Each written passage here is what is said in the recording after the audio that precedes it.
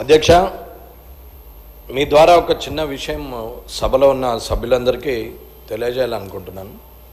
అధ్యక్ష, సర్పంచ్ల కామారెడ్డి నియోజకవర్గంలో సుమారు 7 కోట్ల రూపాయలు ఇప్పటి వరకు డ్యూగా ఉన్నాయి. గత 2-3 సంవత్సరాలుగా పాత ప్రభుత్వమా కొత్త ప్రభుత్వమా అనేది కాకుండా సర్పంచులతోని పనులు చేపించి మన ఊరు మనబడి అని చెప్పి, వైకుంఠ ధామం అని చెప్పి, లేకపోతే ట్రాక్టర్ అనుకోండి, ఇంకోటి అనుకోండి, అందరూ చెప్పినట్టు అవన్నీ పనులు ఏదైతే చేపించారో సుమారు సీసీ డ్రైన్స్, సీసీ రోడ్స్ అన్నీ వేయమని చెప్పేసి ప్రొసీడింగ్లు ఇచ్చారు, మాత్రం శాంక్షన్లు ఇచ్చారు. సరే, పల్లెలు శుభ్రంగా ఉన్నాయా, పల్లెలు పవిత్రంగా ఉన్నాయా, లేకపోతే అశుభ్రంగా ఉన్నాయా, ఇప్పుడు అక్కడ రోగాలు వస్తున్నాయా అనేది పక్కన పెడితే పనులు చేసినటువంటి సర్పంచులు మాత్రం చచ్చిపోయే కాలం వచ్చింది. ఆల్రెడీ గత ప్రభుత్వంలో కూడా ఆత్మహత్య చేసుకునే సందర్భంలో చాలాసార్లు గౌరవ మాజీ మంత్రులు అందరూ కూడా చూశారు. ఎవరిని నేను పర్టికులర్గా విమర్శించట్లేదు.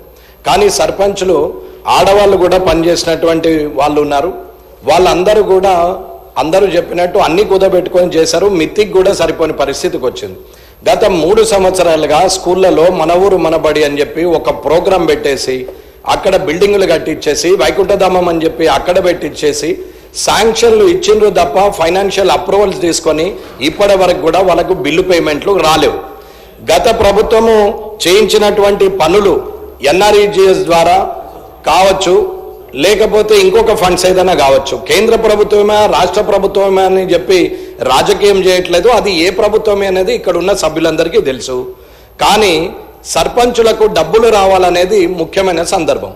ఇక్కడ ఉన్నటువంటి పంచాయతీరాజ్ మినిస్టర్ కానీ, లేకపోతే ఫైనాన్స్ మినిస్టర్ కానీ, లేకపోతే ఫైనాన్స్ సెక్రటరీ అయినటువంటి రామకృష్ణారావు గారు కానీ, ఇక్కడున్న ముఖ్యమంత్రి గారు కానీ, శాసనసభ్యులు కానీ, ఇది ఒక్కరి సమస్య కాదు. పల్లారాజేశ్వర రెడ్డి గారు చెప్పినట్టు, హరీష్ రావు గారు చెప్పినట్టు, ఇప్పుడున్న వంశీ గారు చెప్పినట్టు, ఆఖరికి సీతక్క గారి కాన్స్టిట్యున్సీలో కూడా ఉద్దరిలో అలాగే ఉండిపోయినాయి. వాళ్ళ బతుకులు బండలైపోతున్నాయి. వాళ్ళు చచ్చిపోయే కాలం వచ్చింది. అది ఏ సర్పంచులు ఏ పార్టీకి సంబంధించిన వాళ్ళు అనేది పక్కన పెడదాం. కానీ గత ప్రభుత్వంలో ఏ ప్రభుత్వం ఉంటే ఆ లోకల్ బాడీలో ఆ ప్రభుత్వం సర్పంచులే ఉంటారు, ఎంపీటీసీలు ఉంటారు, జడ్పీటీసీలు ఉంటారు. ఒకవేళ అటు ఇటు మారితే మారుతారు.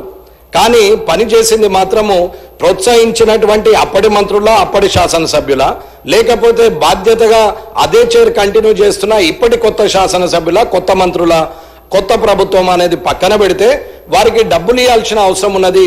వాళ్ళకి ఇవ్వనే ఇస్తలేరు. ఇవ్వాలంటి వరకు కూడా ఏ గ్రామంకి వెళ్ళినా వాళ్ళు చూస్తే కాళ్లకు మట్టెలుండవు, మెడల కనీసం పుస్తల తాడు కూడా ఉండదు. వాళ్ళు కూడా పనులు చేశారు అధ్యక్ష. కాబట్టి నేనా మీరా అనేది కాకుండా తొందరగా డబ్బు రిలీజ్ చేయాలని అడుగుతున్నాం. అలాగే నేను ఏదైతే ప్రశ్న మీకు ఇప్పుడు టీజీఐ అన్న మీరు ప్రశ్న అది మొదలుపెట్టారా స్పీకర్ గారు? ఇప్పుడు ఇదైతే మీరు ఖచ్చితంగా డబ్బులు రిలీజ్ చేయాల్సిన పరిస్థితి ఉన్నది అన్న. ఒకరి మీద ఒకరు దూషణలు చేసే కన్నా సమస్య పరిష్కారం దిశగా ప్రభుత్వం ప్రయత్నిస్తుందని అనుకుంటున్నాం. కాబట్టి రానున్న 1 నెల లోపల వారందరి బిల్లులు రిలీజ్ చేయాలని చెప్పి వారి సర్పంచుల తరపున, ఎంపీటీసీల తరపున, జడ్పీటీసీల తరపున, అందరి తరపున అందరి సమస్యలు ఉన్నాయి. కాబట్టి అందరు శాసనసభ్యులు కూడా ఏకగ్రీవంగా 119 మంది వారికి డబ్బులు రిలీజ్ చేయాలని చెప్పి మీరు కోరాలని కోరుతున్నాను. గౌరవ సభ్యులు శ్రీమతి కోవాలక్ష్మి గారు. నమస్కారం అధ్యక్ష. ఈరోజు ఏదైతే